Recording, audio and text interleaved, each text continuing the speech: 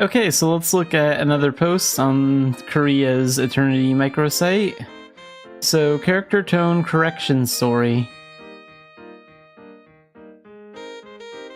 So, the character colors are subtly different from Mabinogi.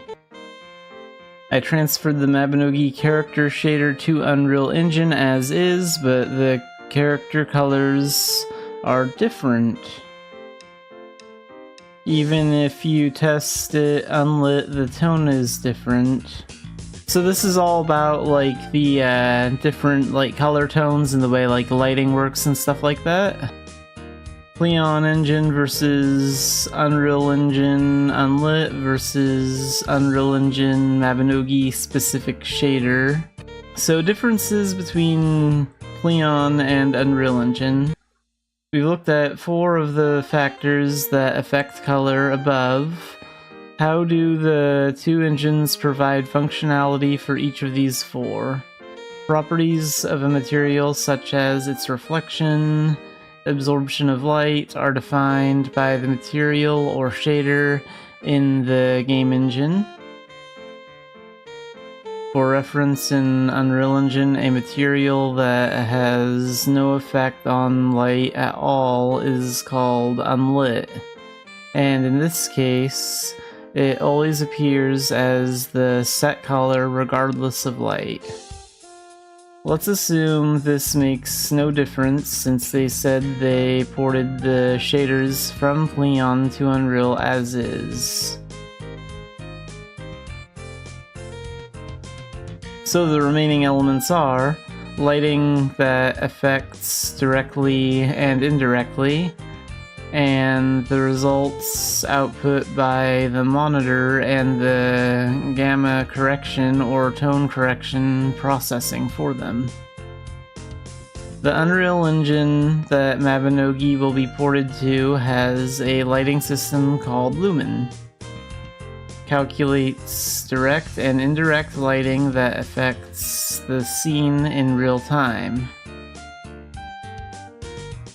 So here's the comparison results. This is before Lumen and this is after.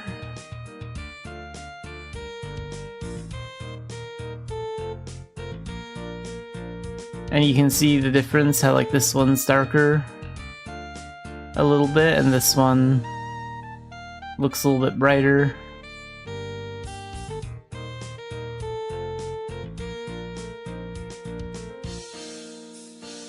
This is a feature that was not present in the older Leon engine. The difference in the lighting system may affect the color.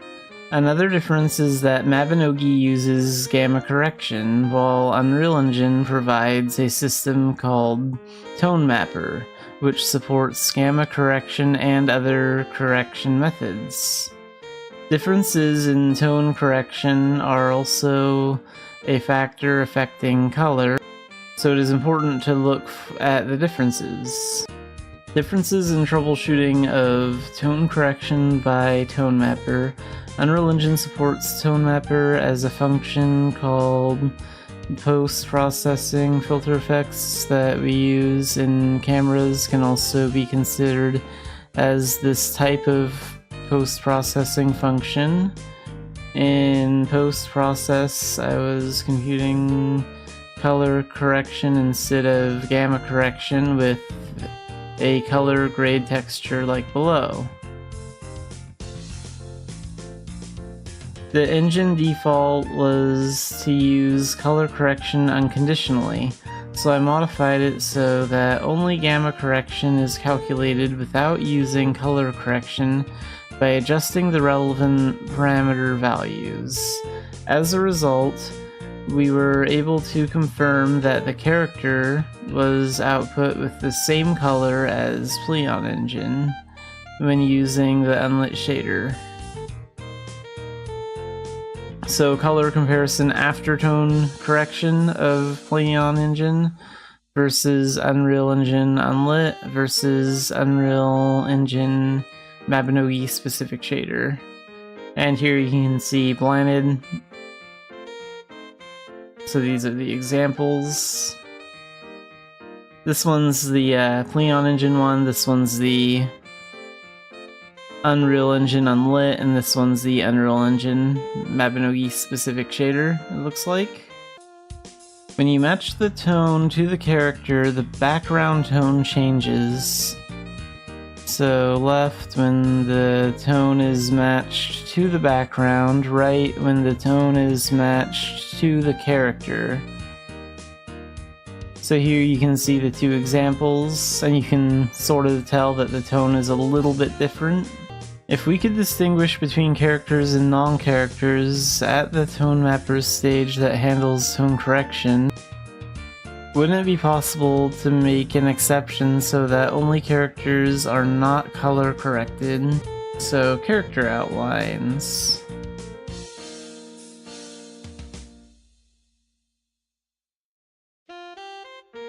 Character mask information recorded separately when drawing the character outline. And here you can see an example right here.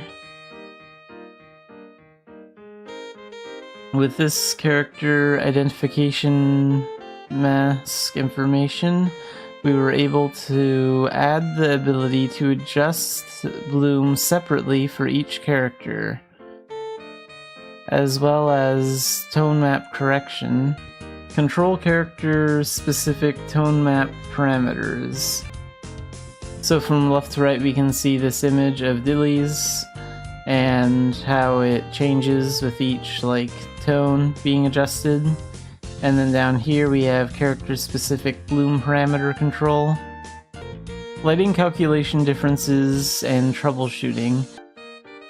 Based on the results so far, we have confirmed that when created with the unlit shading model, it appears to have the same color as Pleon. Color comparison after tone correction of Pleon Engine versus Unreal Engine Unlit versus Unreal Engine Mabinogi specific shader. So from left to right we can see blended again here.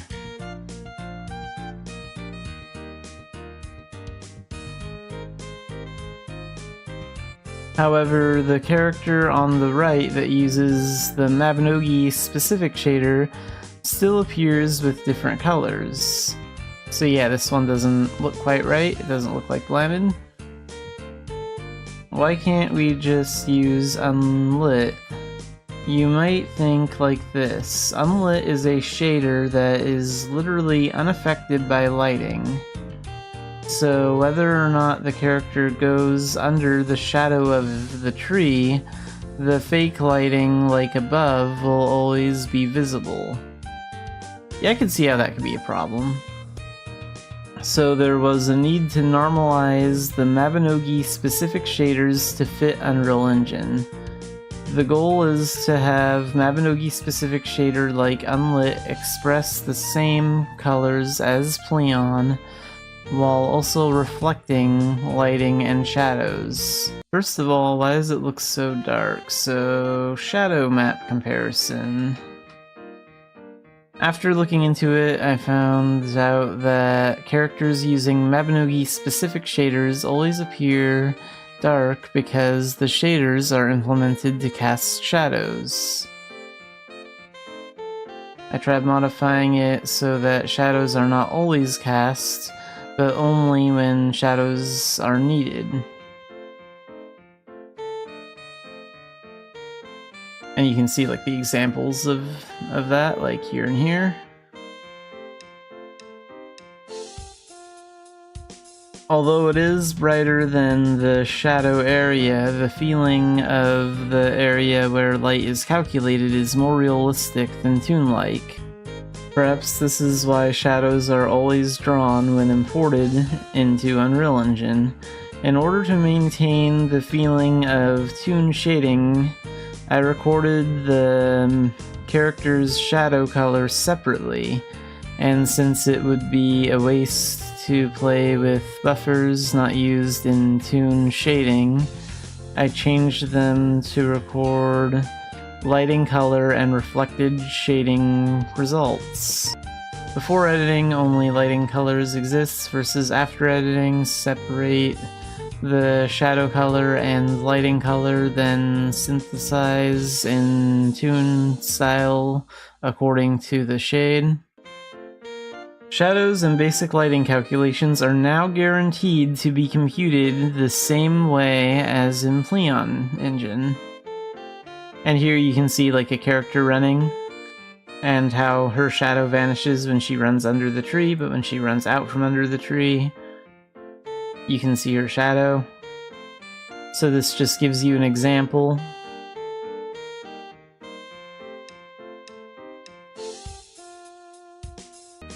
Next, when using the Mabinogi specific shader in the Lumen indirect lighting environment provided by Unreal Engine, we confirmed that the indirect lighting calculation results were too excessive and the character colors did not appear properly. So high versus low lumen influence on characters.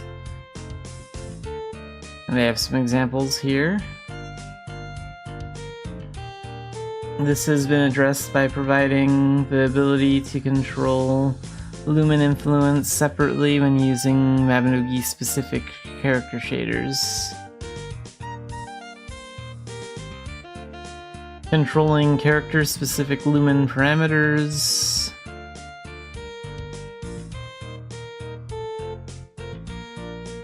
So you can see how like the lighting is changing in this picture. And like the hair color and everything like that as they like adjust the settings for that.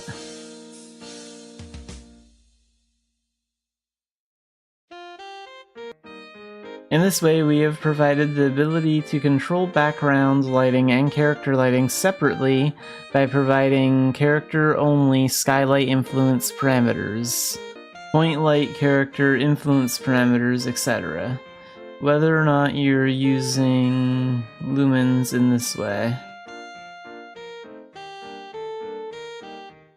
You can now set character-specific lighting separately from background lighting settings, allowing you to control the character's color tone without it looking too different from the background lighting. In conclusion, so far we have looked at the process of identifying and resolving the cause of the difference in character colors between Pleon and Unreal Engine. And I'm not sure when this post will be coming to the NA Eternity site.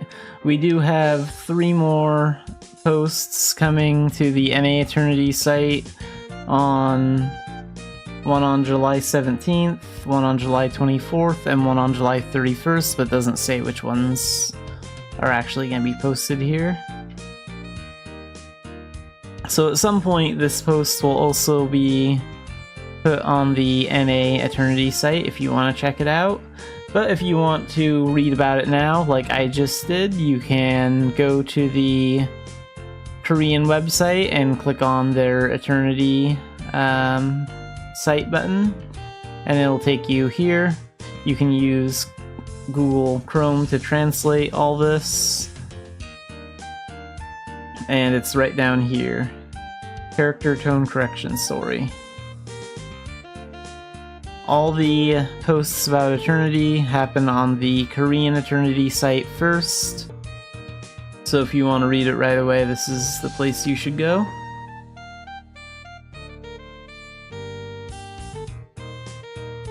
But it should be on the NA site by the end of July anyway. So let's look at another one of the new posts in the Mabinogi Korean Eternity section that just recently came out. I want to go straight to Dumbarton School. So what do you think of the new Dumbarton that was briefly shown at the showcase?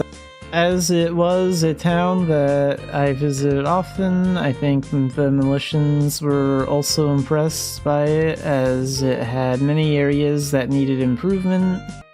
Starting from the continent of Ulad, there are regions that can be visited at all times, such as the continent of Idia and Belvast, as well as regions that can only be visited during certain events. and then special regions that don't belong to any continent, like Avon.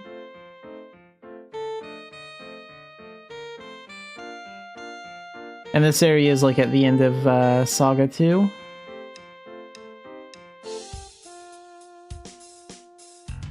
In addition to areas that you, the Militians, can easily access on a regular basis, there are many areas internally. For example, there are areas that are only necessary for special situations such as missions or cutscenes. There are also areas that cannot be entered on a regular basis and can only be entered when carrying out a special quest, such as the mainstream. Due to various limitations in the existing Leon engine, there were cases where similar looking areas were composed of multiple areas. There were also quite a few one-time event-only areas that were no longer used. Therefore, in the process of porting to Unreal, we had to decide which areas were essential and which areas should be improved first. Dunbarton, a representative village where many Militians come and go. The development room also poured out various ideas to improve Dunbarton to make it richer and more convenient. We were able to reorganize various elements, starting with the previously considered inconvenient paths. After several discussions with the planning and art workers, we established the following major criteria. So yeah, they really improved Dunbarton, and you can see that in the showcase. Dunbarton has many convenient facilities centered around the town square, but there are some areas that are inconvenient, such as having to go around in a circle. So like the Dunbarton Magic School at the moment, you have to like go far to the left and go up some steps and enter, or far to the right and go up some steps and enter right now, and there's this big ugly wall right here. Well, that's going to be going away, and so is that little wall right there, right in front of the doors to the magic school. And this is what's going to look like in Unreal. So some of those training dummies are gone. There's a big staircase here. So now you can just walk right up. And then the little barrier in the center of that entrance is now gone, so you can just walk right into the magic school. I think this looks really good. This is a really good update. And then the town office is also going to be improved a lot, so they're going to... Right now, these two boards are like kind of in the center, and there's like a staircase on the left and right side for accessing the town office. But now it looks like they're going to take out those two staircases, move those two boards all the way to the left here, and they're going to just put one big old staircase in the center, so that's great. I checked the traces of all NPCs that were standing in Dunbarton one by one and readjusted the place elements. I will leave it to your imagination to see how many NPCs were stationed in Dunbarton, even for a moment. When I checked the location information, it would be difficult to plant a new tree or something in the place where our precious planet is standing. We also paid a lot of attention to areas that could further highlight the symbols or landmarks of Dunbarton Village. So here's the unicorn statue area. And here you can see Town Square. It's a little bit easier to see than it was in the showcase. But they have the symbol of Dunbarton in the center of Town Square now, right here. That's really cool. I think that's a nice touch.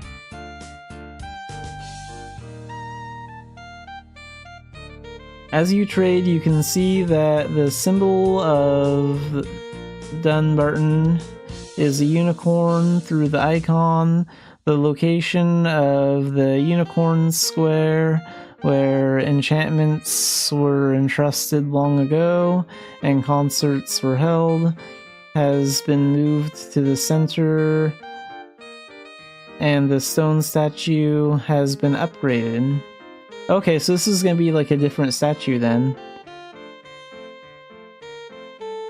The central square where everyone gathers has also been beautifully engraved with the unicorn symbol, which again you can see right here, that looks very nice. The buildings that play important roles, such as the bell tower and the government office, have also been rebuilt, larger and more splendidly. The small garden and trees in front of the cathedral have also been arranged more beautifully. It would be even more enjoyable to gather with the guild members at this place overlooking the town square below. So yeah, this area looks very nice.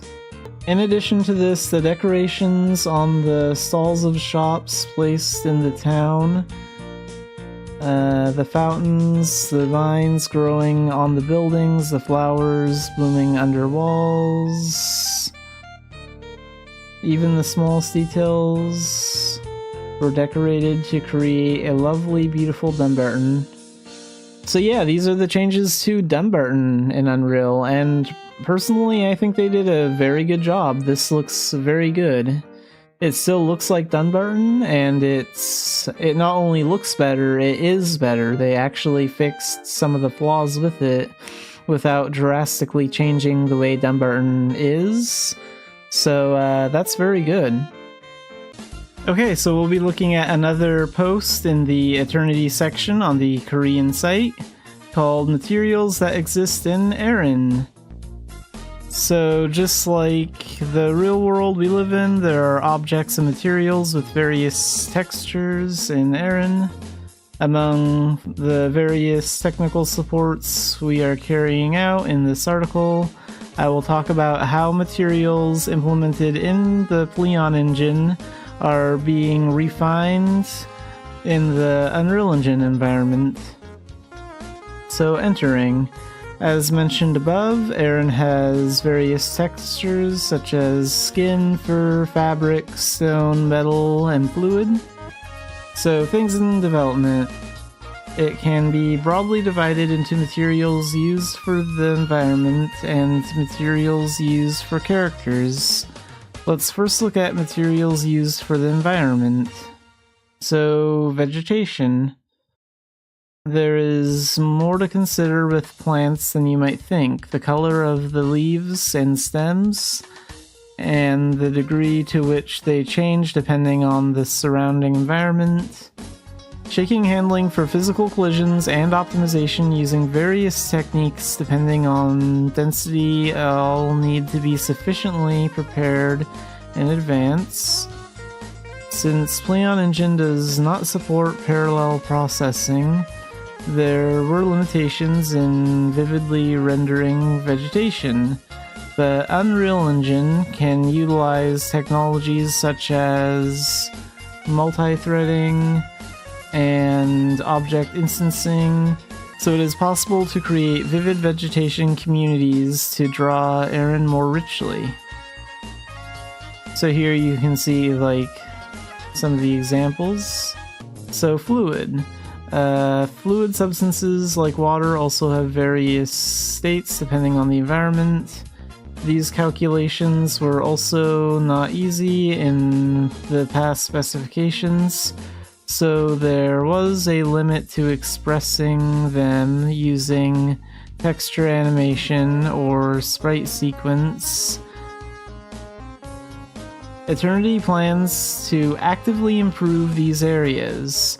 Personally, I am really serious about expressing water more beautifully. So yeah, water is gonna get a lot better. And you can see some pictures of it down here.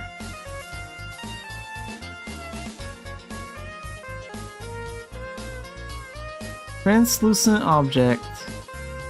The Eternities project uses Unreal Engine's deferred rendering method to draw the screen. Deferred rendering allows for high-quality results using various techniques.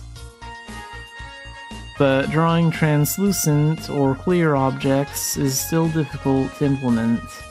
Of course, in Pleon Engine, it was almost impossible to even try to give texture to translucent objects, but in Eternity, our TAs are struggling today to create translucent texture that suits Mabinogi by mixing real-world reflection characteristics with NPR expressions. So here you can see some translucent bubbles here by the Dumbarton Bank. So dying. In Pleon Engine we used a unique parameter called illumination color that only exists in 3D's Max, a 3D authoring tool for dyeing things. Since this can no longer be used in Unreal Engine due to changes in the 3D file format, we implemented the dyeing function without significantly changing the existing character creation pipeline through a roundabout method using several techniques. So here you can see like a picture of some wings, and these are like ribbon wings.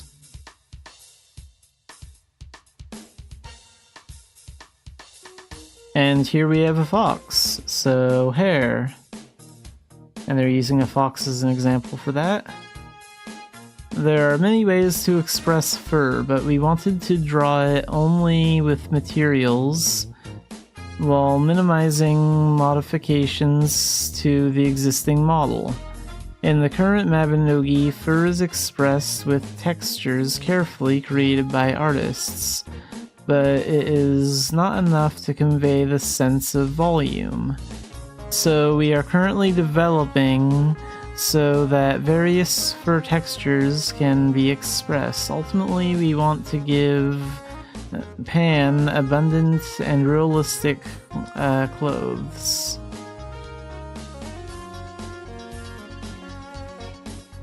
And here you can see like what the fox looks like with more realistic fur in the game. So in conclusion, I briefly introduced the main materials under development. I am trying to show you a more wonderful version of Aaron in your imagination.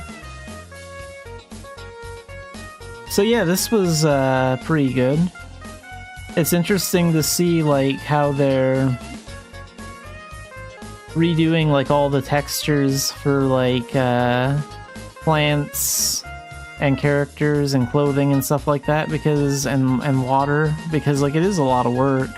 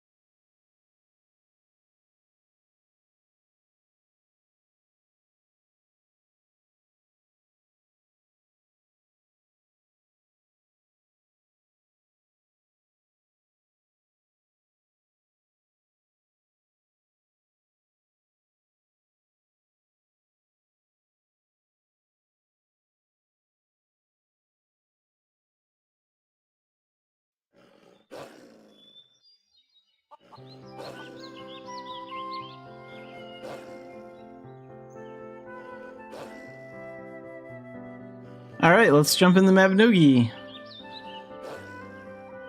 So, more event stuff. The campfire event is very casual. We just have to AFK for like 5 minutes today. There's nothing to really do until next week's quest. So it can be very casual Mabby day.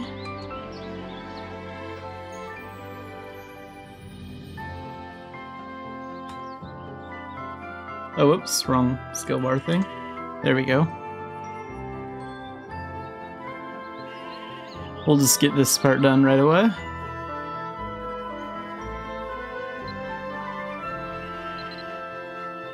Rest for 5 minutes. The rest this is Hellgate stuff. And then nothing until week 2.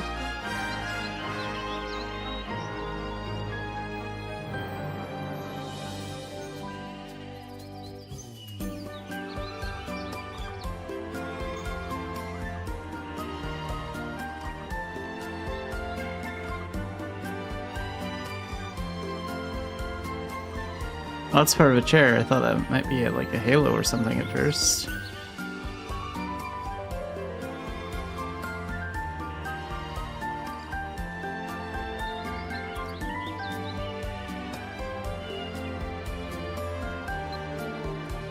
I don't even really recognize that chair. It's been a while since I've looked at that section of the auction house. Let's take a look, since we have nothing else to do while we're sitting here.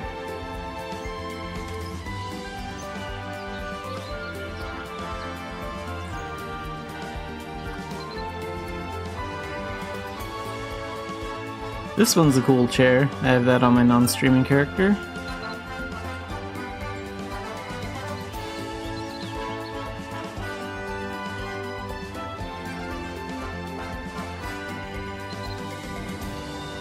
Oh, it's this one. Okay, so that's the one that's in... It's that one over there. Looks like they dyed theirs, so I guess you can dye parts of that.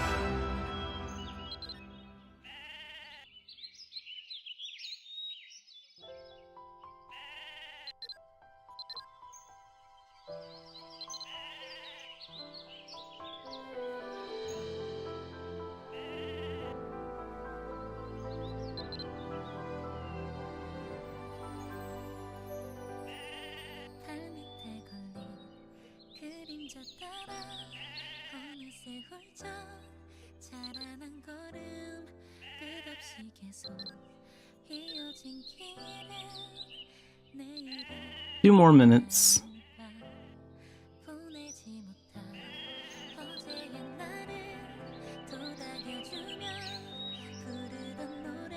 Oh, the preview doesn't show the imps that surround it. The 7 imps.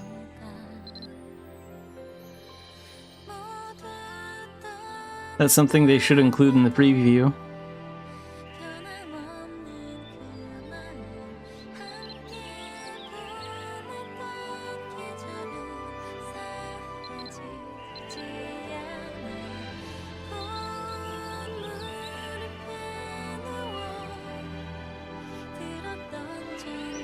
Okay, well that preview doesn't work. Maybe it's because my character is currently sitting or something. 1 more minute to go. Pretty sure this is an old one.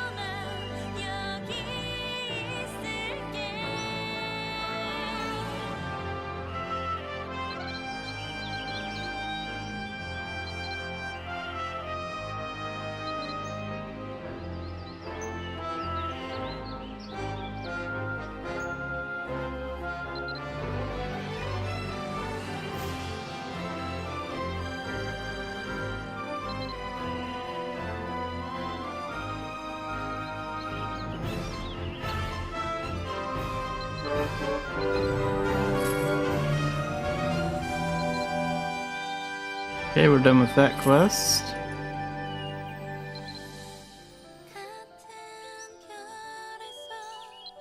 Wonder if there's anything else I want to look at.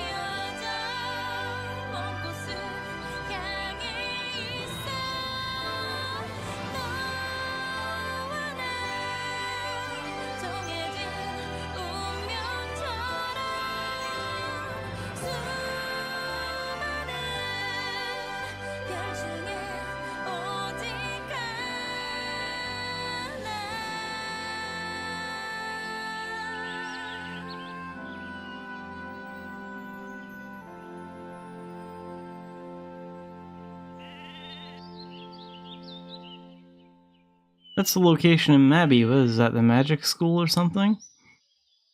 Can't quite... It looks like something in Dumbarton. I think that's the magic school.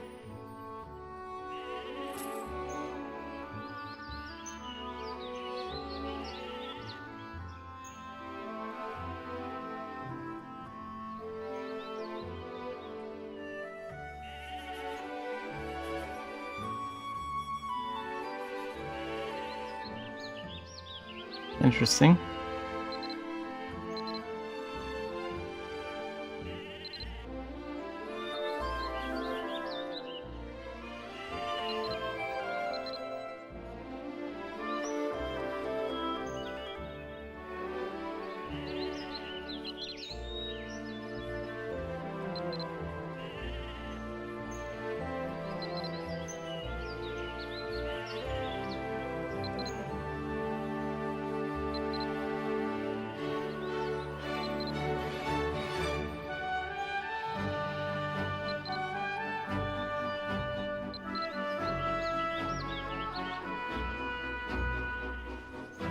Okay, that's good enough.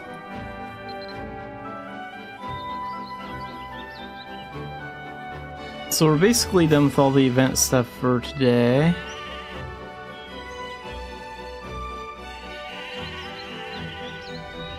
Other than the Hellgate stuff, which I don't plan on doing too much of.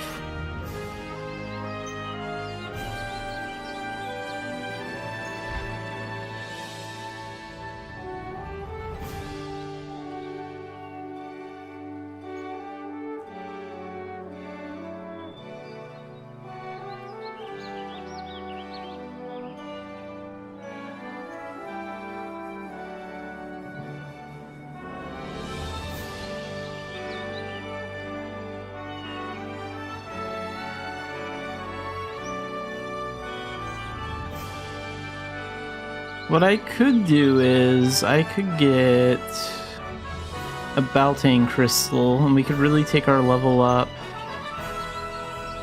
and know where to run. I think that's what I should do. So we can get some points on Explosive Vanguard.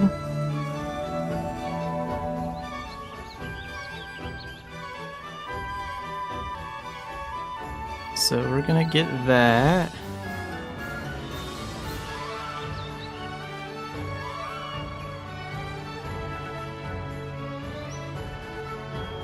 And we can get Baltane Pass from this, so nowhere to run.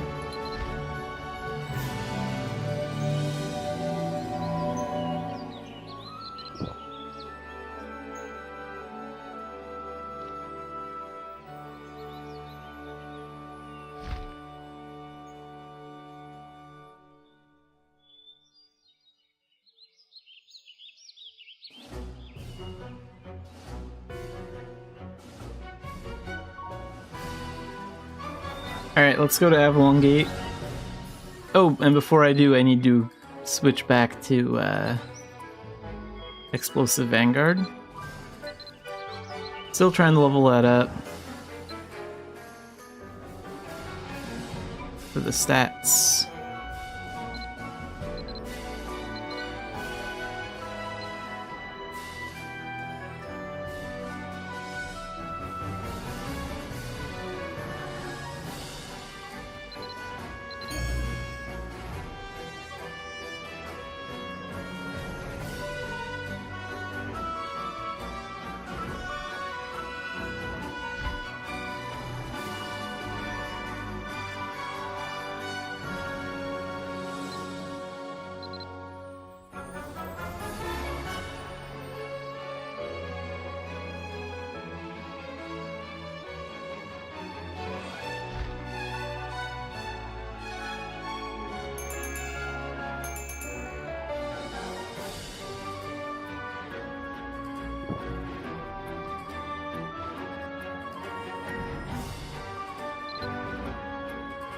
Nowhere to run.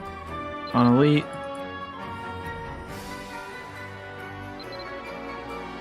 There's our pass.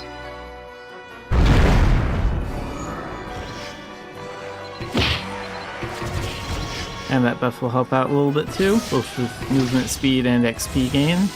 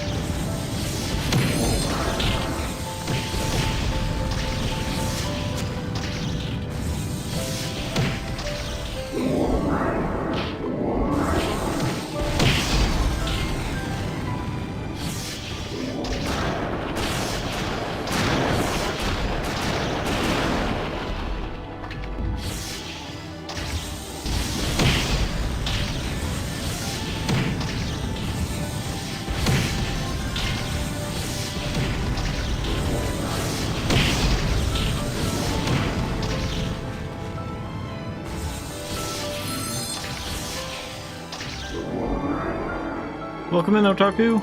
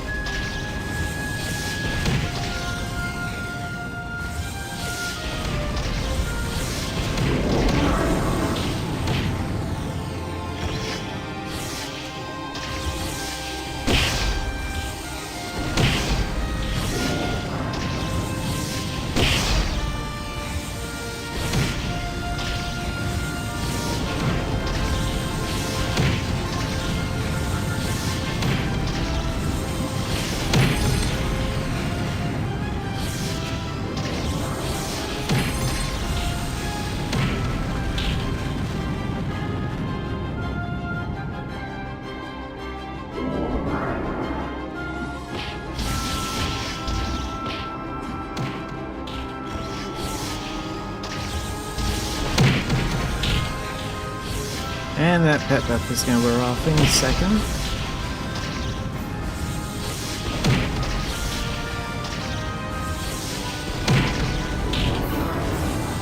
There it goes.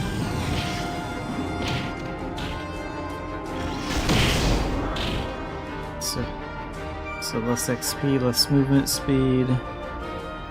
Let's at least use the speed potion. I can get some of that movement speed back.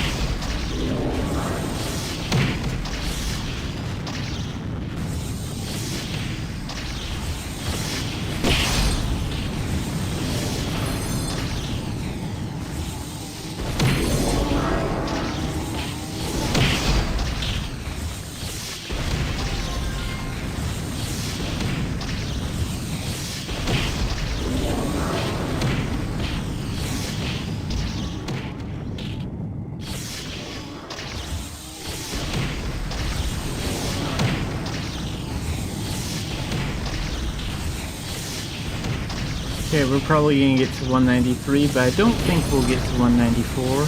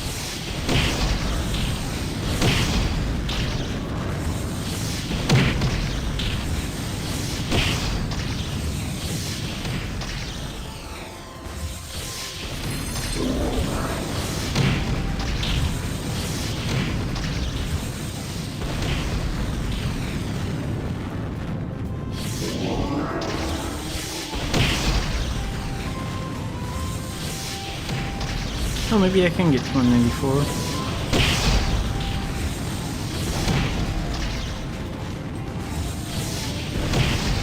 There we go, we did have enough time.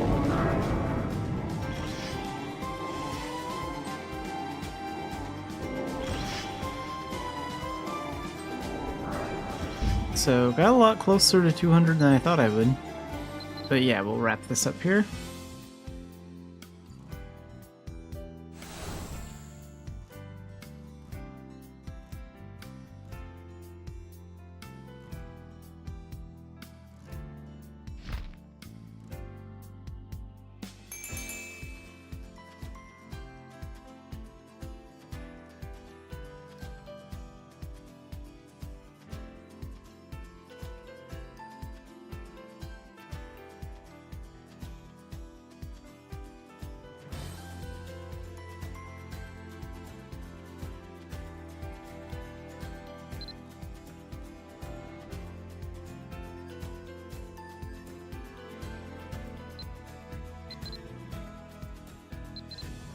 Okay, 1 strength for leveling this, 1 strength for leveling this.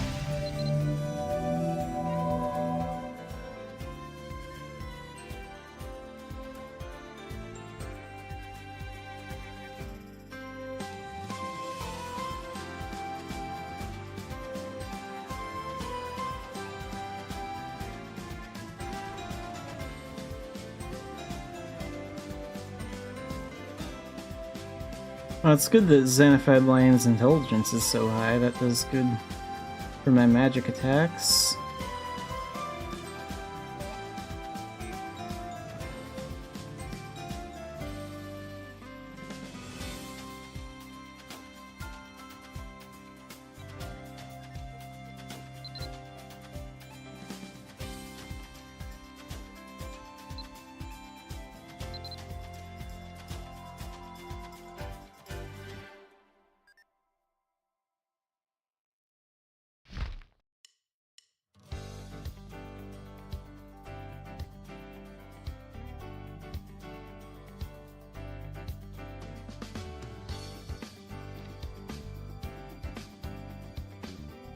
Alright, let's go ahead and do a rebirth.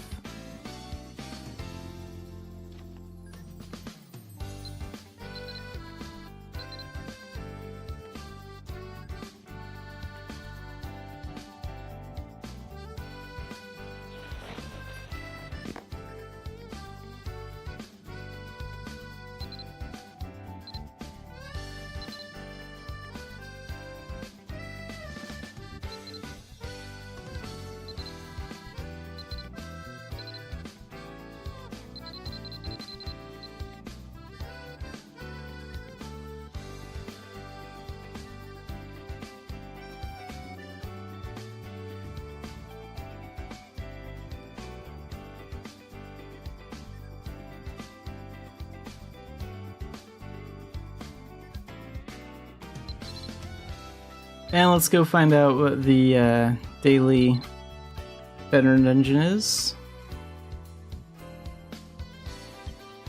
I skipped it yesterday. Today I think I'll run it.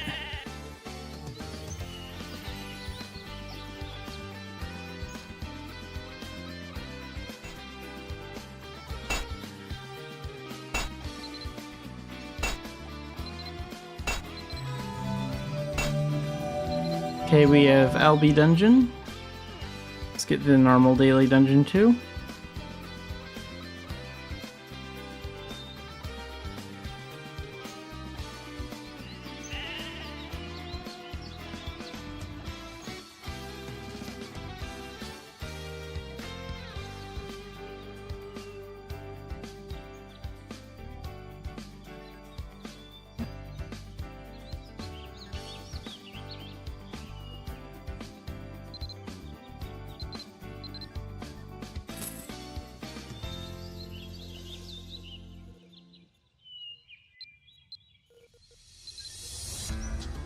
Oh, and it's Albi Dungeon, so this will be a 2-for-1.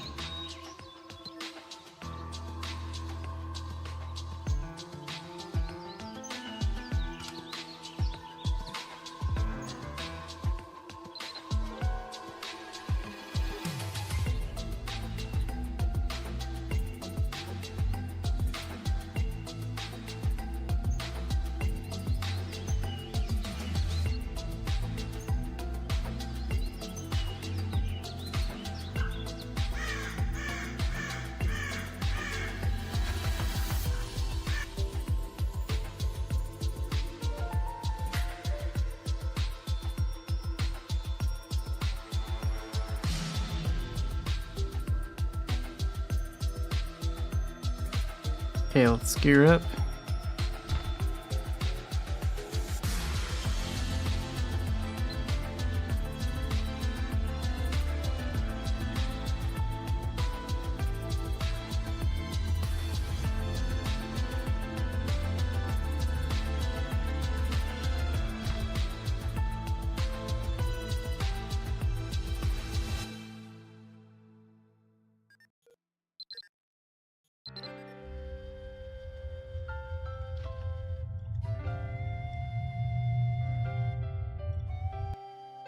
Yeah, it's pretty much just an average day doing stuff in Mabinogi.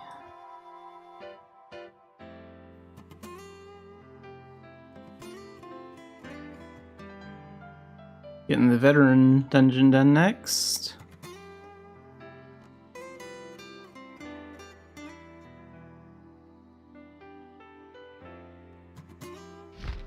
Pull out these two.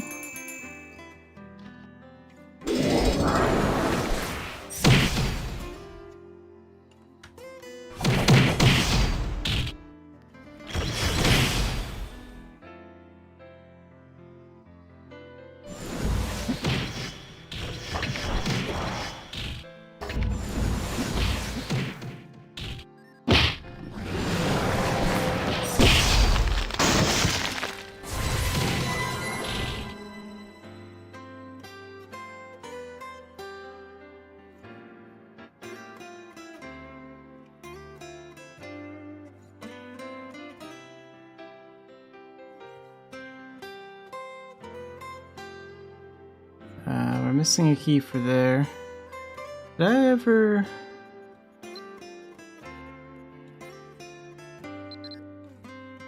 Okay, we do have 5 cards equipped, that's good. One of these days I should take the time to do like custom tarot cards.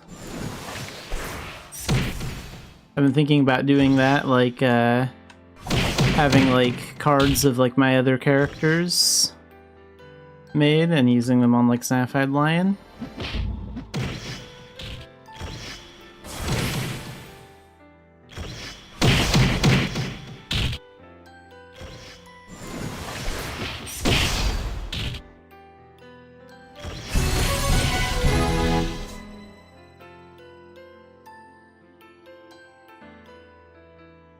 Veteran runs were kind of a pain until like Arcana and Battle Astrologer came out.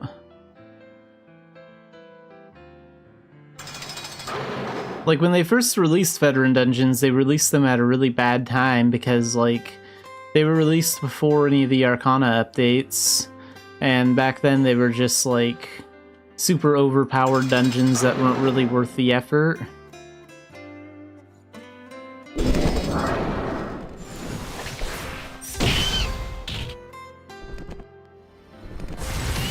But now they're not so bad.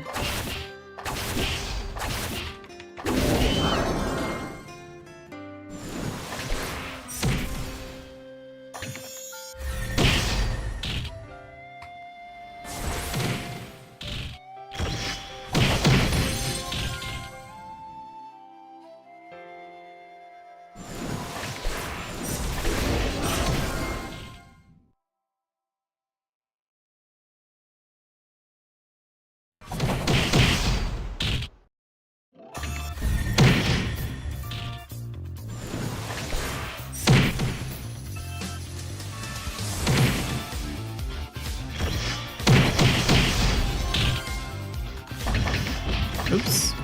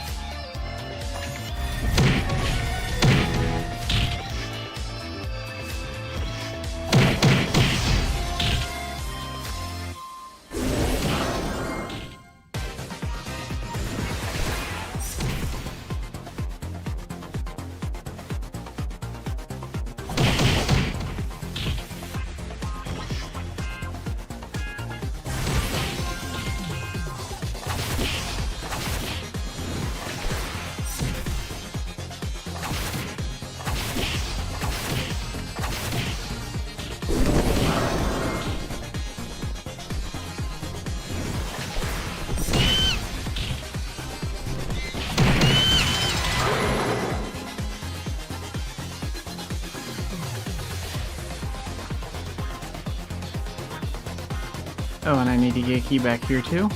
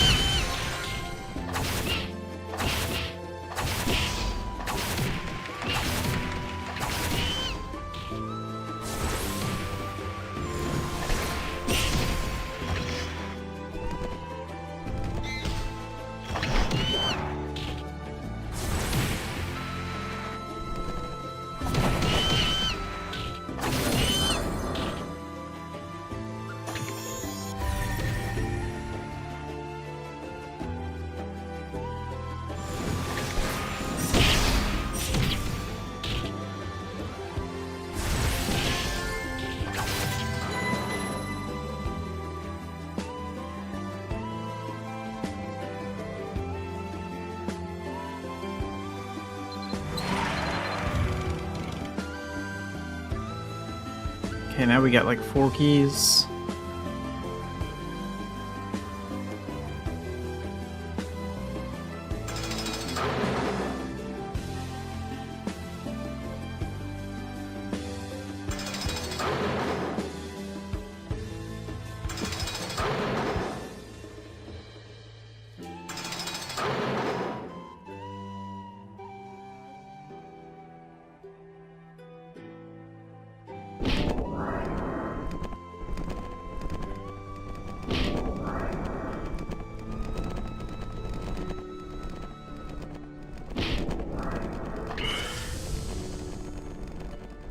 In this case, let's just use Meteor, because we're pretty close to that boost anyway.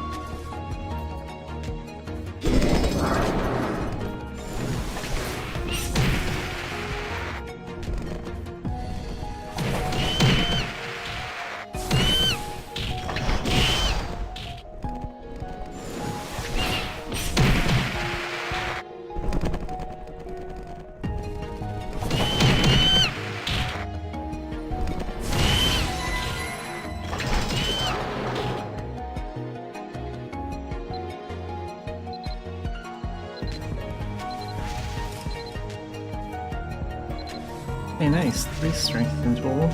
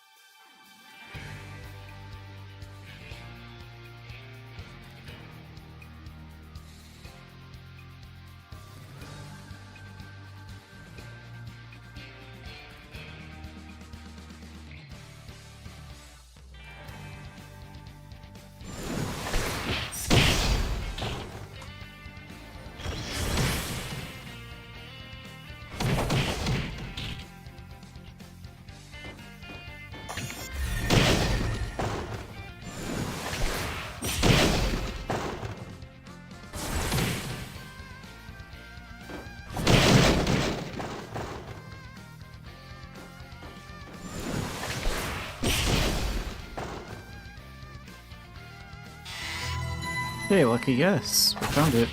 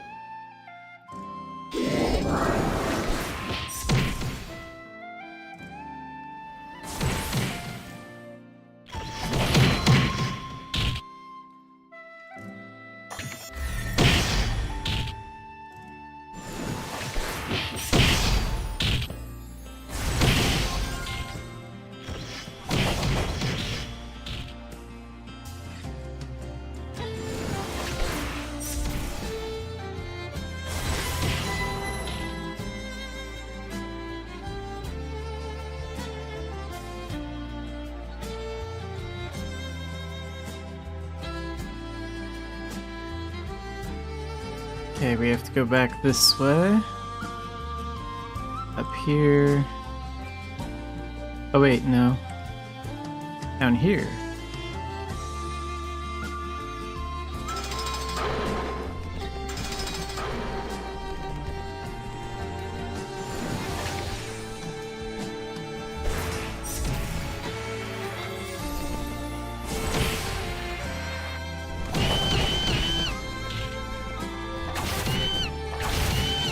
Like from the end chests? Not usually. Like, smoldering thread that's super cheap on the auction house. Like, you'll get some smoldering thread, some spirit gems.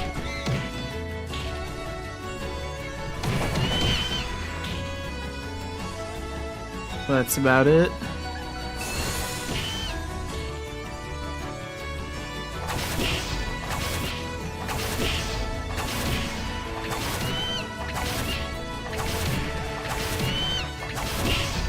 Yeah, I mean, you might get like a little bit more gold than a normal dungeon run, and I think only...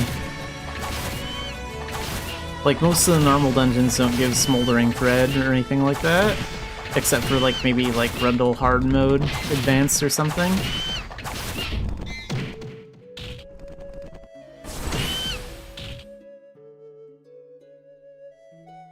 Although I'm not sure about the dungeon guide rewards. Like, some of these might be worth going for.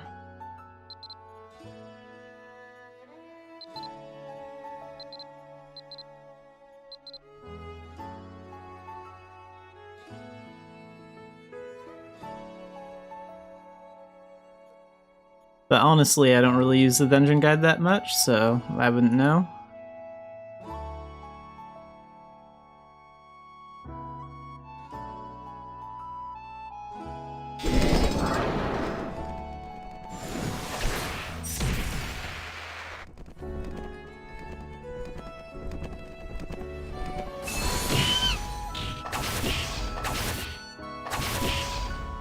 Yeah, I'm not sure if, like, the veteran runs count for any, like, kind of reward or not, as far as, like, the guide goes.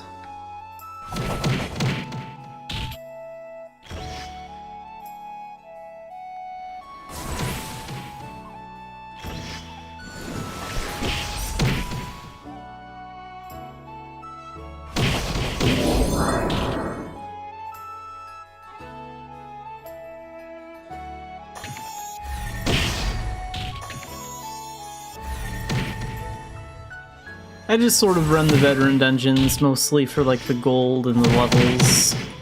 and just the extra spirit gems and stuff like that. It doesn't really pay out that much, but it's something to do.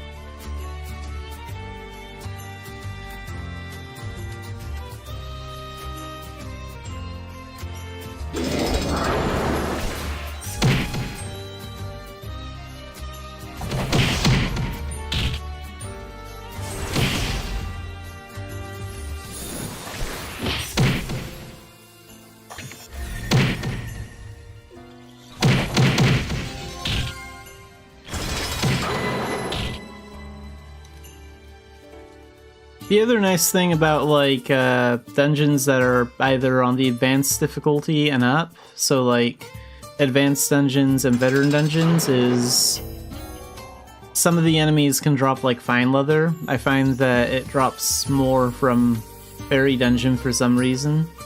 So that's also why I have the Bear Doll bag summoned, because fine leather sells pretty well on the auction house.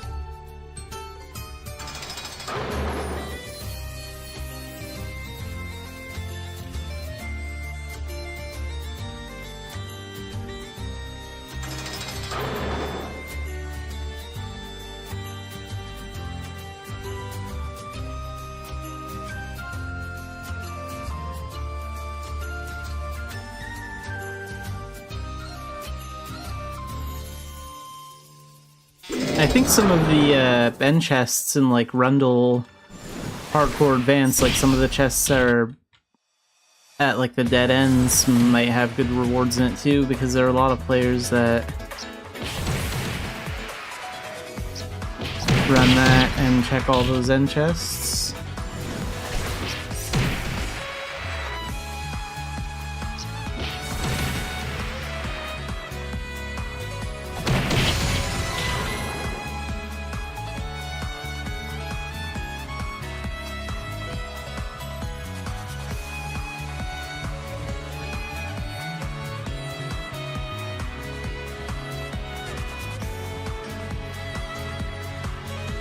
Yeah, I think that most of the time you just get crap from them, but I think there's like a very low percentage of getting like a really good reward from it.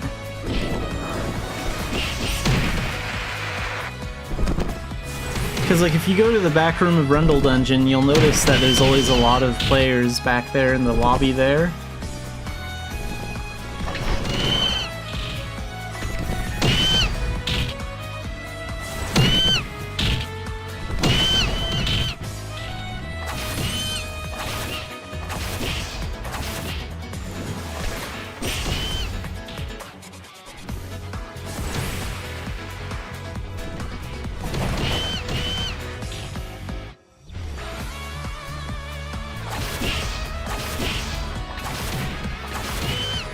Yeah, I think that goes on, like, even before the Leprechaun event. I'm not sure, like, what rewards drop from it, like, outside of the event, but there were some players on Twitch, like, still checking those end chests. I have heard a rumor that, like, there's an extremely low chance you can get one of those D-Rogues that the Leprechauns drop from one of those end chests in Rundle, but I have no idea if that's true or not.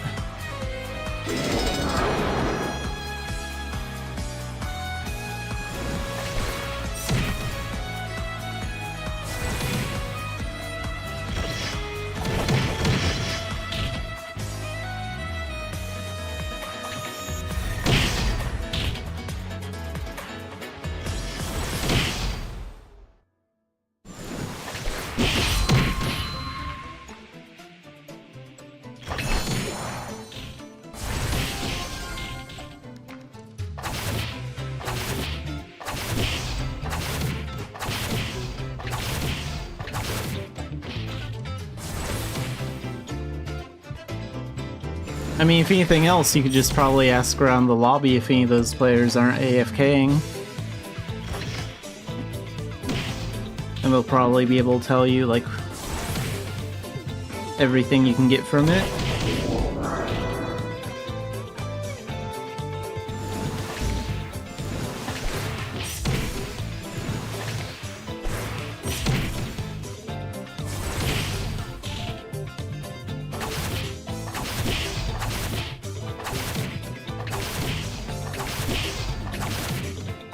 And I personally like Rundle Dungeon, like, not just in terms of, like, difficulty or what you can get from it, but, like, Rundle Dungeon is one of my favorite looking dungeons. I like the style it has.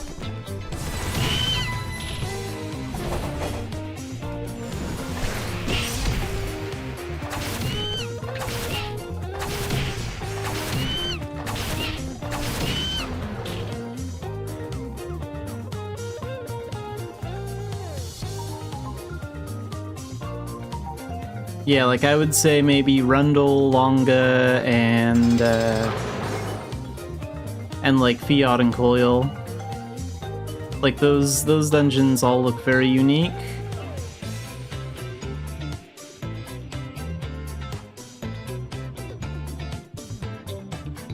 Ooh, we're missing a key.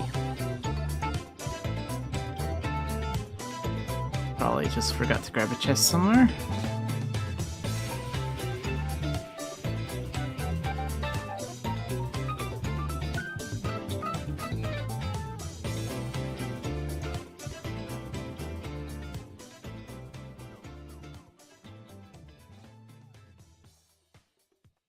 Oh wait, did we go up here and get all this stuff? Nope, this is what I'm missing.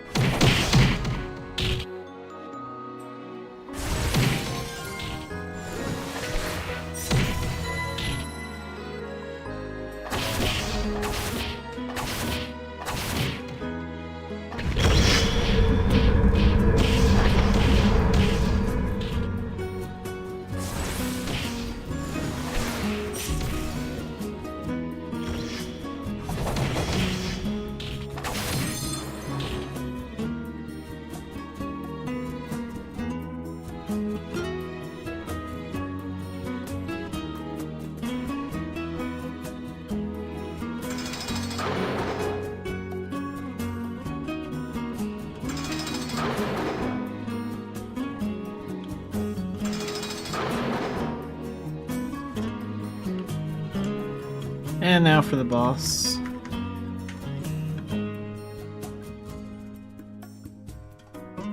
Here are these spiders first. At least this one.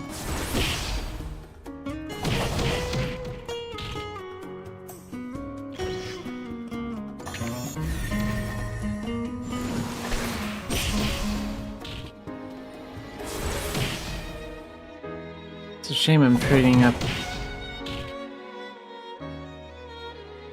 Explosive Vanguard right now because honestly, Dark Diviner's a little bit better for a spider boss than Battle Astrologer is, so we'll get that spider with some of the meteors.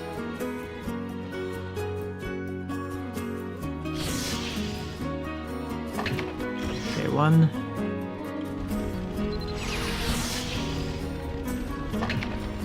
2, 3.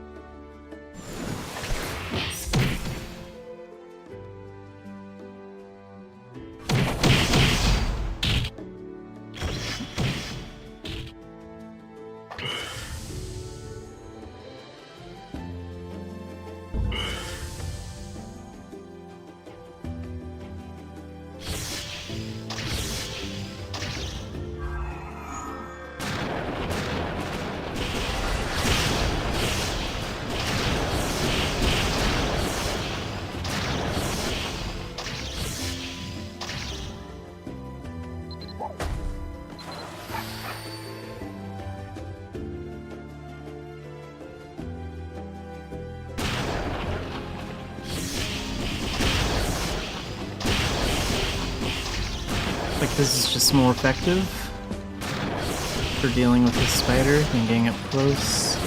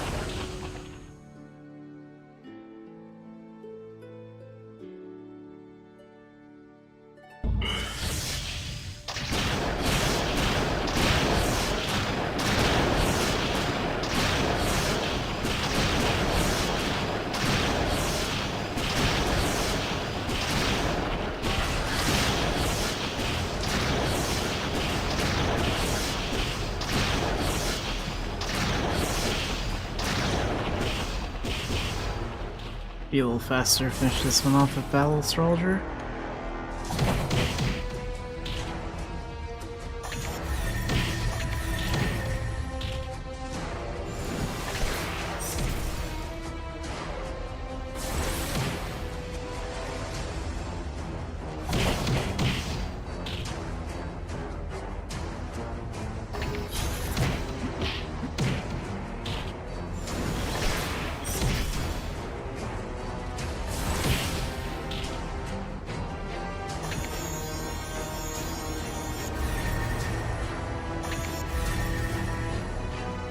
Okay, let's at least get the big one with Fate Foretold. That'll do some damage.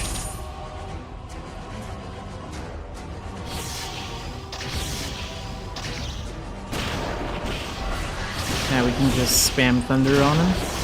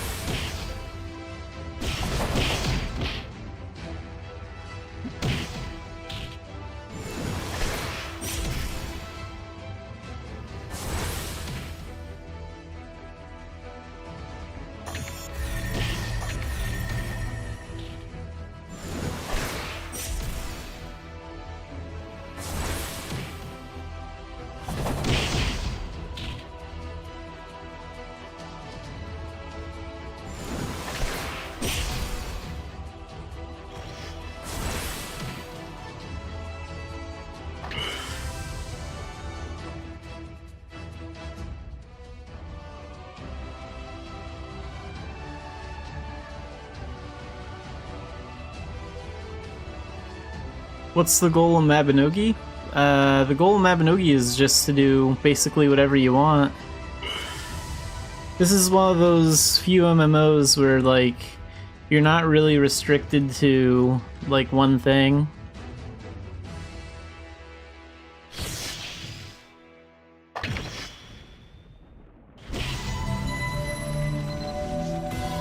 There we go.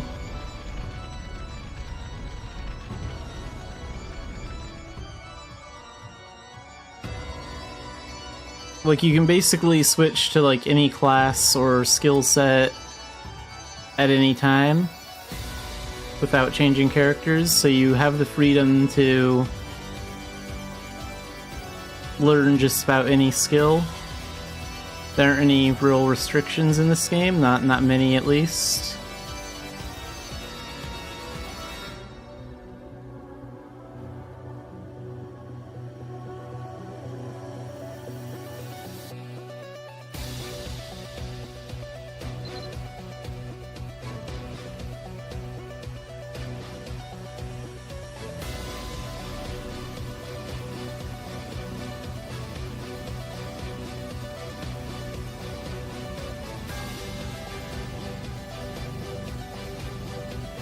If I was using Dark Diviner, I probably could have cleared it in about maybe 30 minutes. But, like, I don't have Dark Diviner on right now because I'm trying to get Explosive Vanguard leveled up.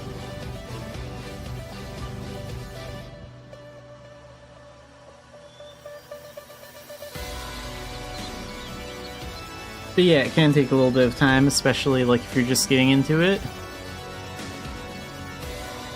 There are some players that I know, though, that can clear that thing in under 20 minutes, like a veteran dungeon, so it just depends on the type of player and like what you're using.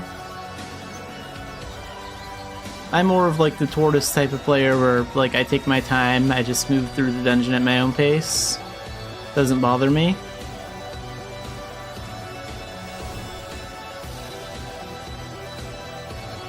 So my runs are typically about 30-ish minutes, sometimes 40, depending on which veteran dungeon it is.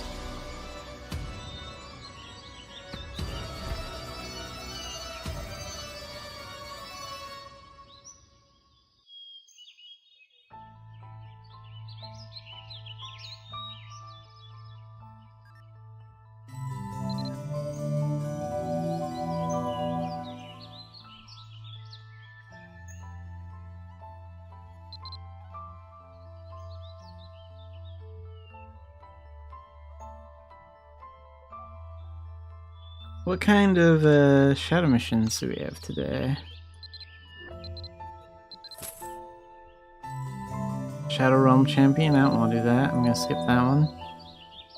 Offering, huh? Offering's not that bad. I could do that one.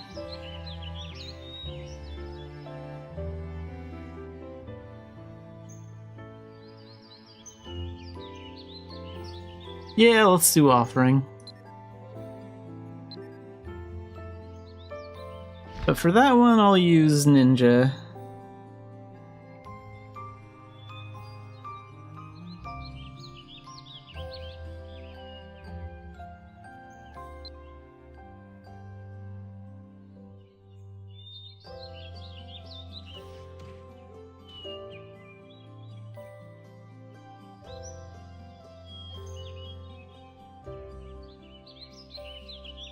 Sure, I can tag along on the Tara Daily.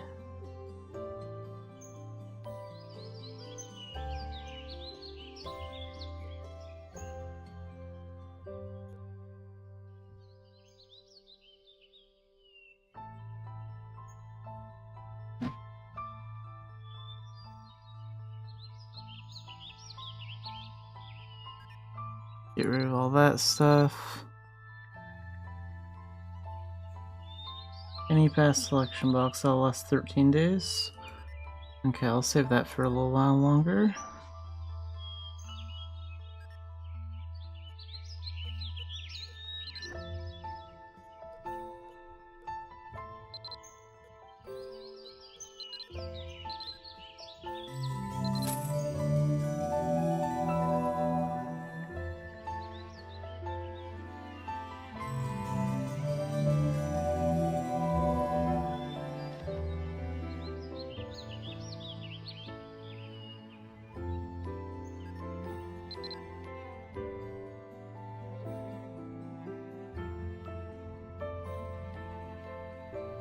So for offering, I'm gonna use Ninja, because Shadowbind is pretty helpful for keeping the enemies in the circle when I need to.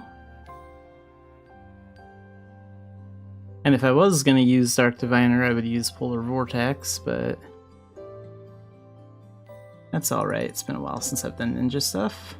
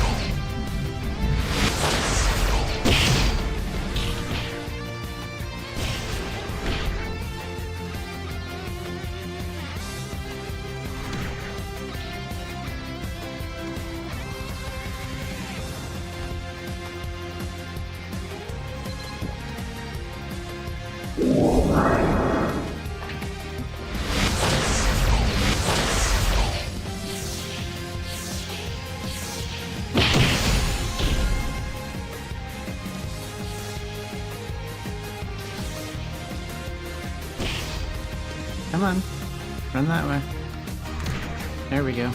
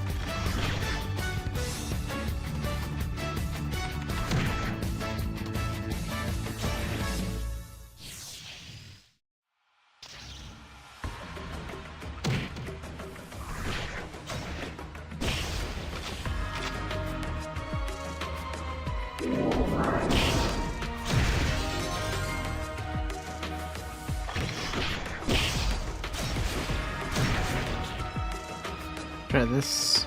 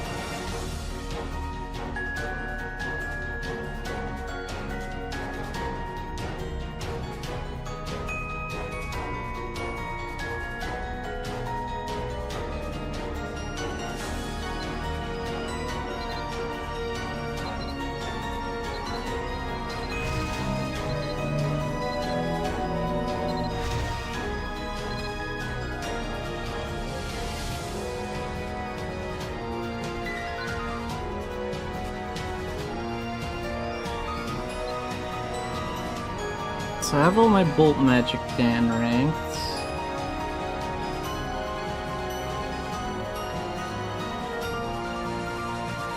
Thunder's Dan 3.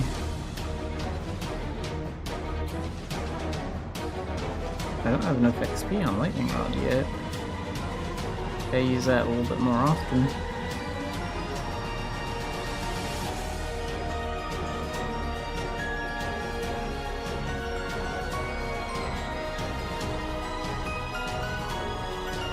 I think I'm gonna try Dan ranking Fireball today.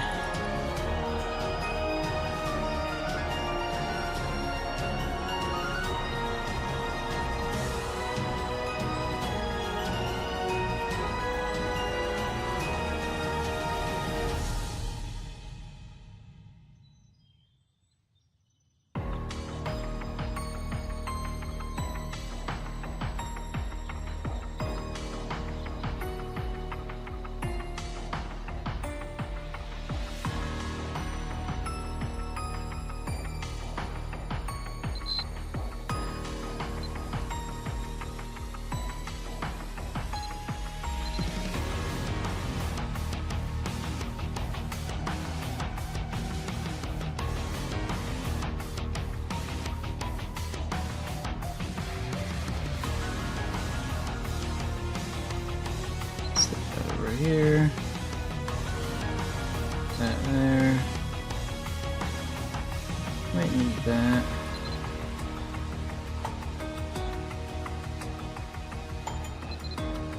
And that one, and then Crisis Escape.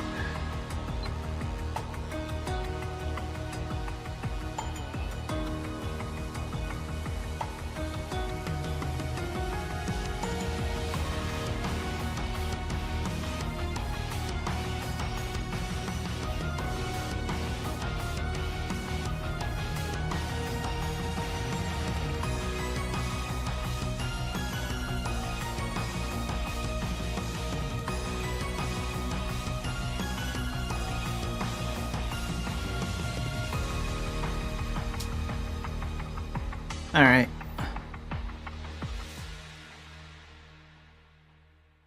Let's get this stand test done.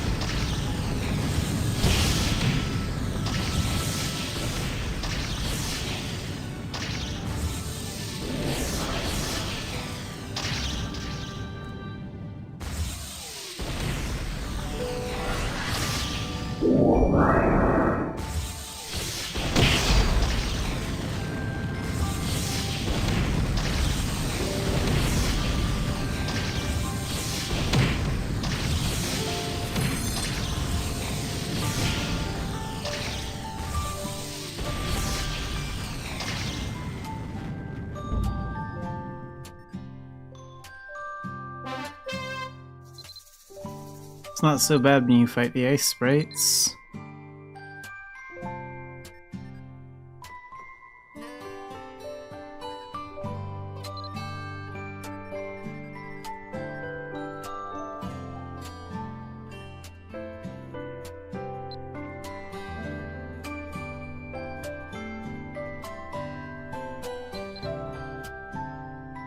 So damage is at 640% to 900%. That's going to go up to 660% to 930%. That's pretty good.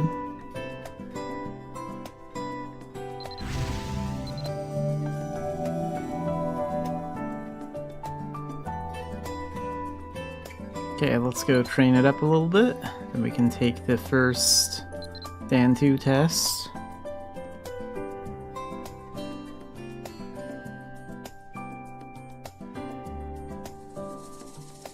Oh, whoops. Go here.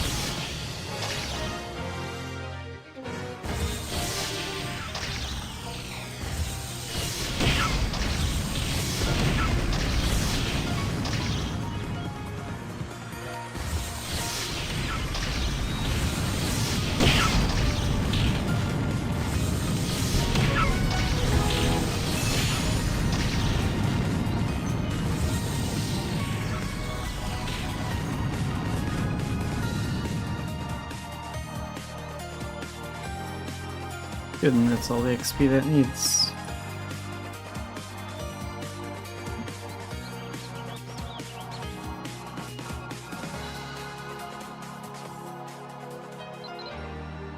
While I wait for the game to recognize I'm out of combat, let's feed a spirit weapon.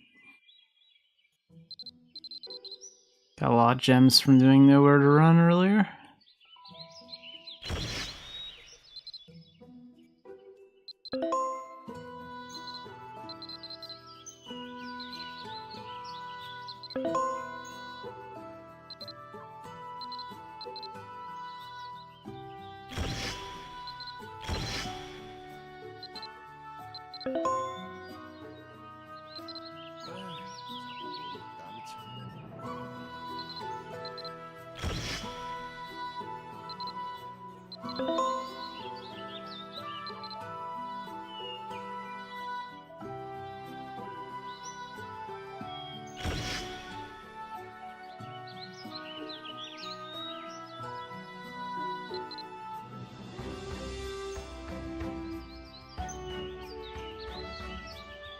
What was his last spirit weapon quest again?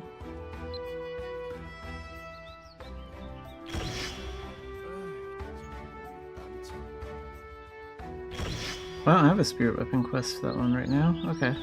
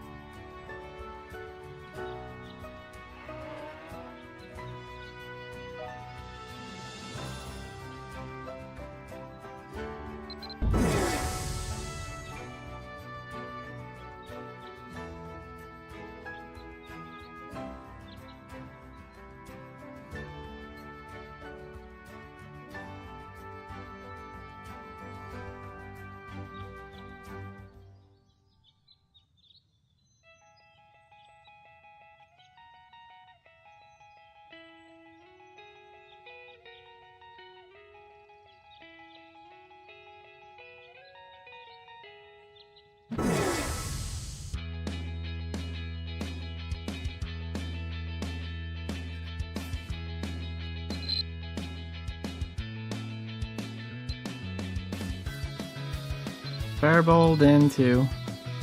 Only need 1,000 more points than last time, shouldn't be too difficult. Except for maybe the gremlins in the beginning. Once I got to the ice sprites, that part was easy.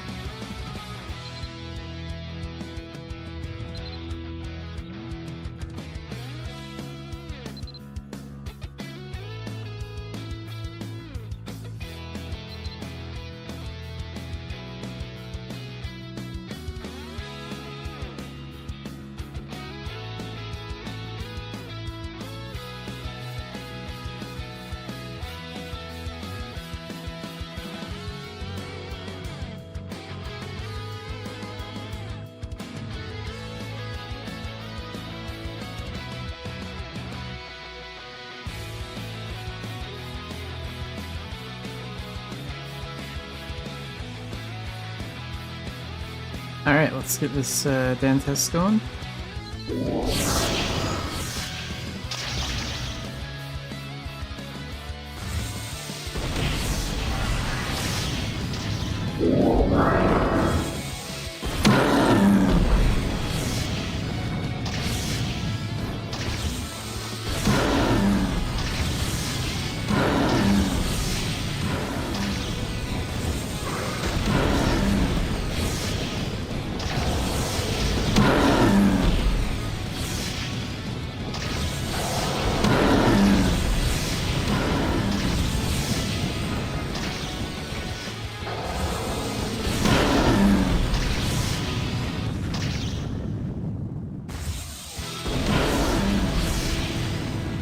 Okay, then we want to fight the ice ones.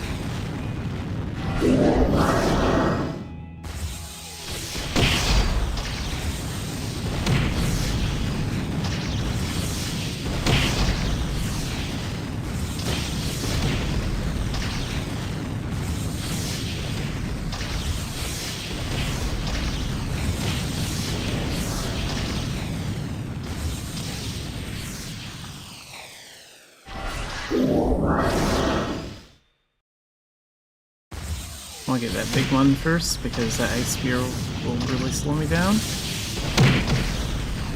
I want to get hit by that.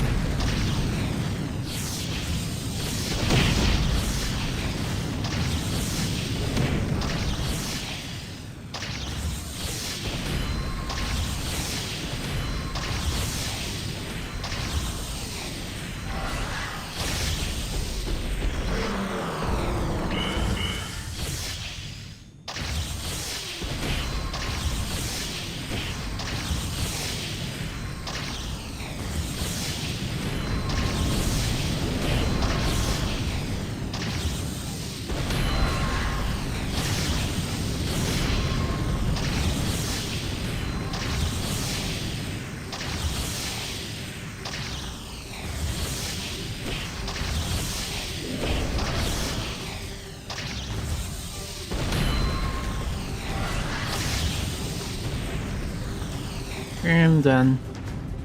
One more time like that and we can get to Dan 2. So, Monday, we'll finish that out.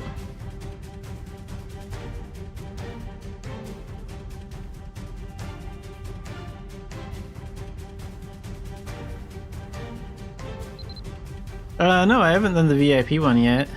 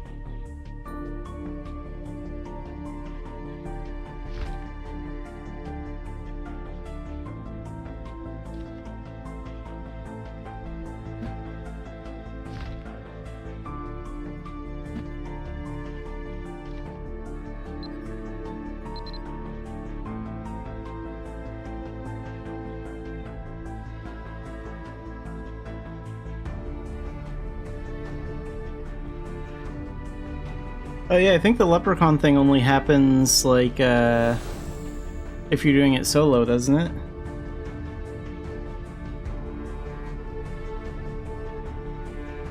But yeah, everyone's been hunting those.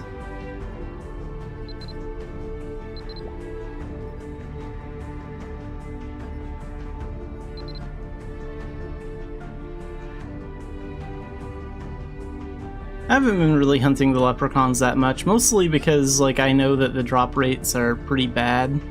So it's, like, way too much effort.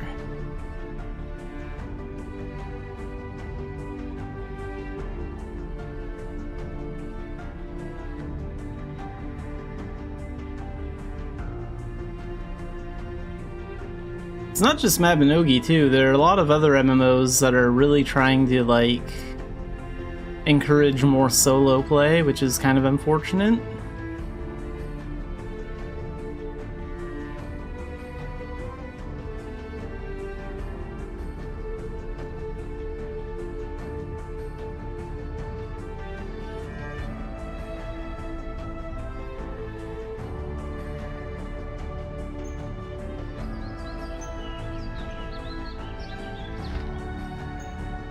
Okay, we're halfway to Grandmaster Battle Alchemist. I think I'm gonna do Grandmaster missions and then wrap things up.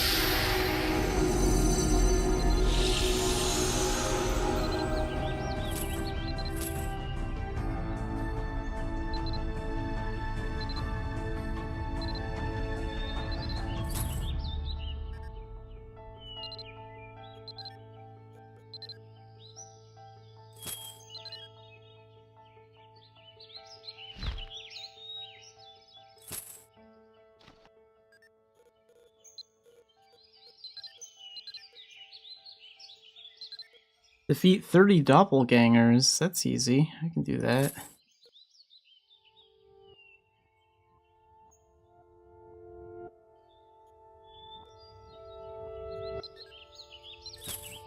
And Guardian of Avon.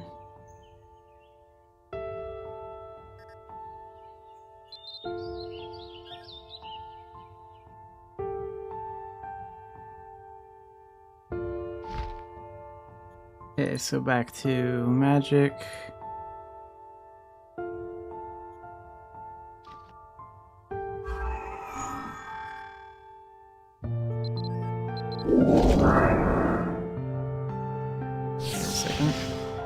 Oops, nope. Can't do that.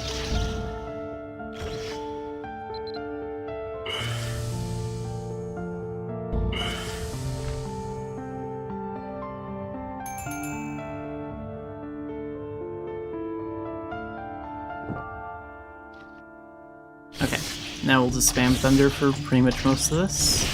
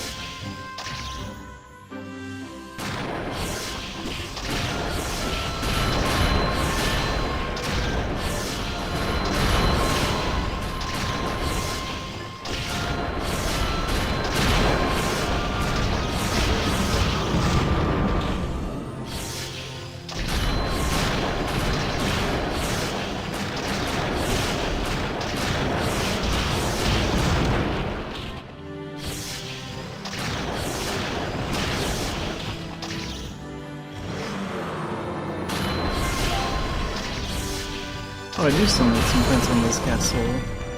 12 golems? Well, good. Only one more to go now.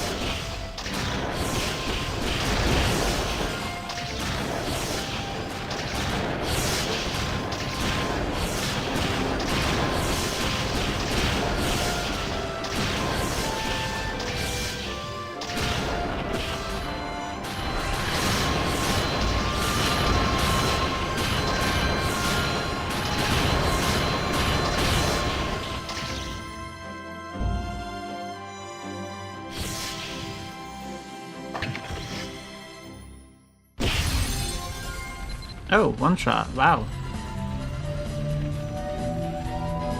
Wasn't expecting that.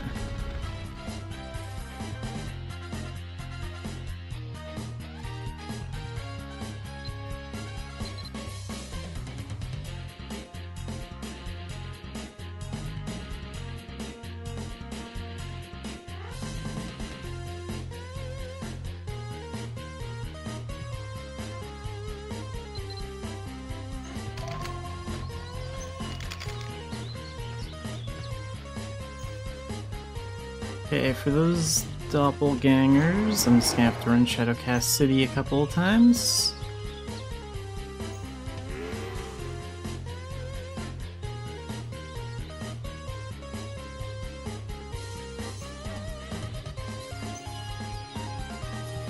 What are there, 8 of them in mission, so 8, 16, 24.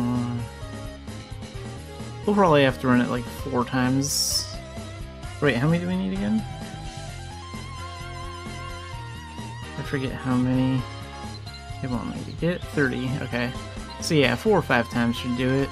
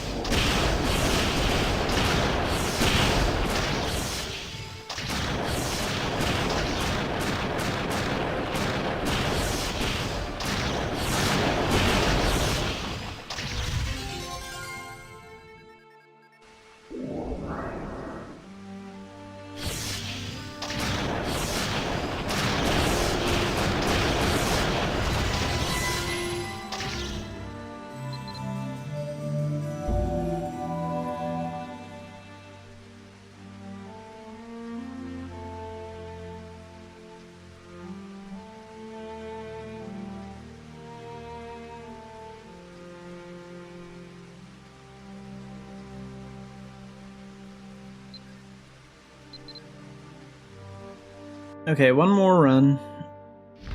One more. Then we'll have all the doppelgangers we need.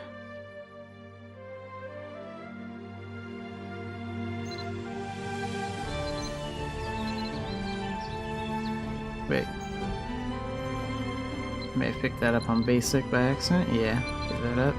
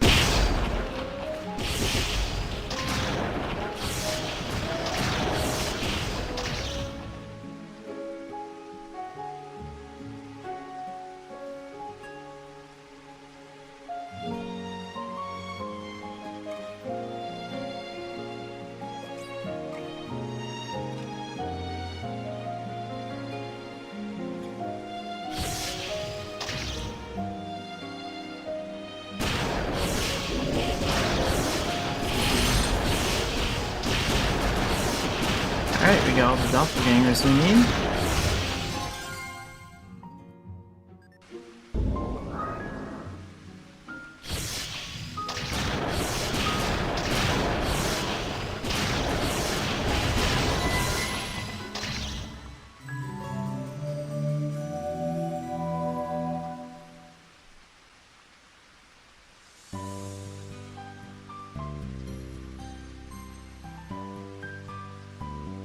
Reforged tools, spirit gems. Let's go to Dunbarton, the Adventure Seal shop, so we can get an elite pass for Guardian of Avon. Isn't that the one? I believe that's the one. Yeah. Because you can buy like a hard mode pass for those Avon missions at the Adventure Seal shop for like 7 Adventure Seals.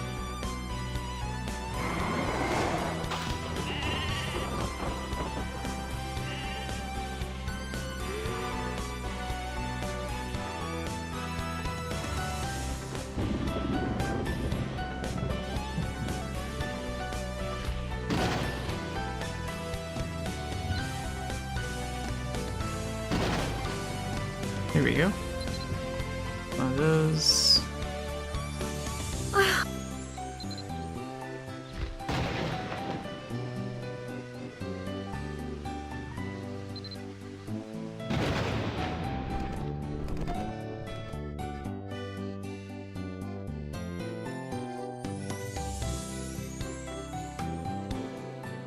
And this is the one with the Reaper boss.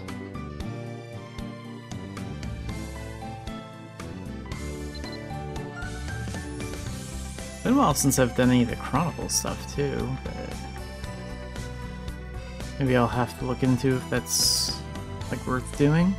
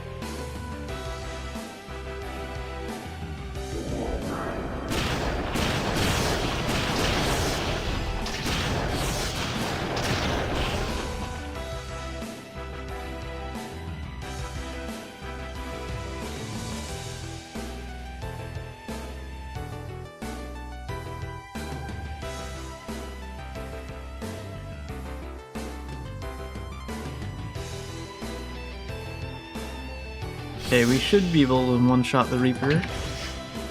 Might survive. Nope.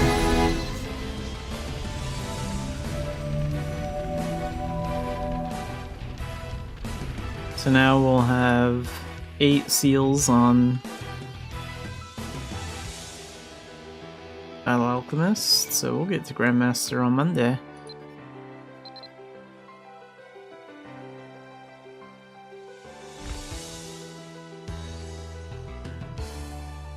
Go turn these into Lazaro. How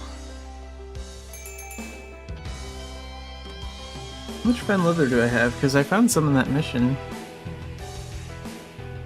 Found like 2 or 3. Okay, so we only have 4 right now.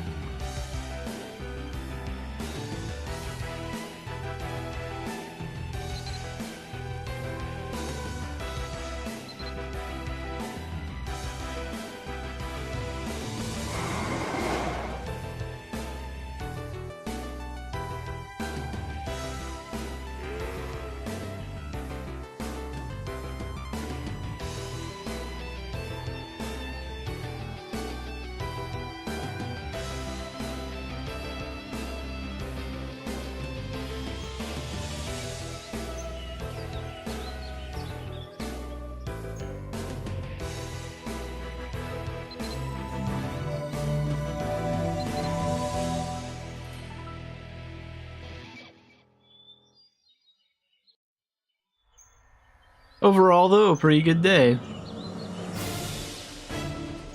Got the veteran run done. Leveled up in a Baltane mission a little bit. Got some shadow missions done. Got Fireball to Dan 1 and halfway to Dan 2. And did Grandmaster missions today, so it's progress. Anyway, we'll wrap up the Mabby stream right around here for today, and Monday I will be playing Dying Light the Beast again at noon to 3, and then the usual Mabby stream at 4.